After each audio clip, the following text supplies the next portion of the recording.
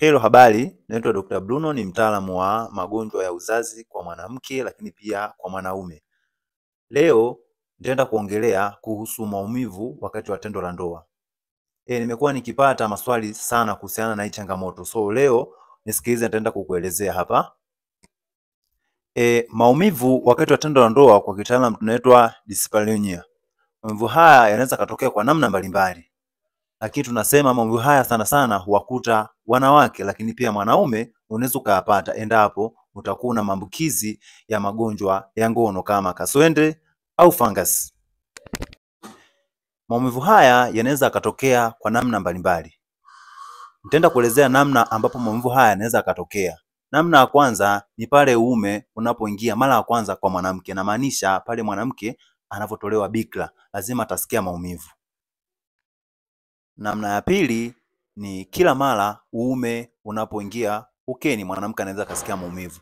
Lakini pia namna ya tatu ni kitendo cha kuingiza na kutoa uume. Hiki kinaweza kikasababisha mwanamke pia apate maumivu. Lakini pia namna ya nne ni baada ya kumaliza tendo la ndoa, wanawake wengi wanakuwa wakisikia maumivu sana sana.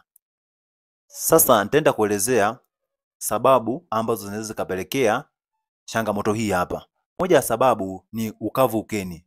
Sababu ya pili ni kuvimba kwa uke ambao kwa kitaalamu tunaita ni vaginitis, ambayo inaweza kusababishwa na magonjwa mbalimbali ya zinaa lakini pia na fungus.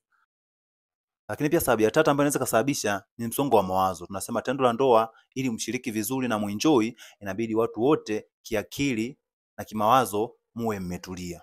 Lakini pia sababu ya tano ni makovu au majeraha ukeni. Makovu haya au majeraha yanaweza kusababishwa na namna mbalimbali. Kwa mfano kama uliongezewa njia, lakini pia kama ulikeketwa, inaweza kusababisha upate maumivu wakati unashiriki tendo la ndoa.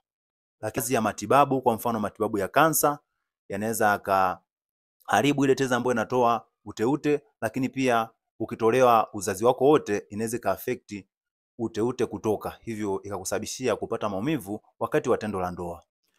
Kwa ushauri na matibabu unaweza ukanitafuta kupitia namba zangu ambazo ziko hapa chini. Asante.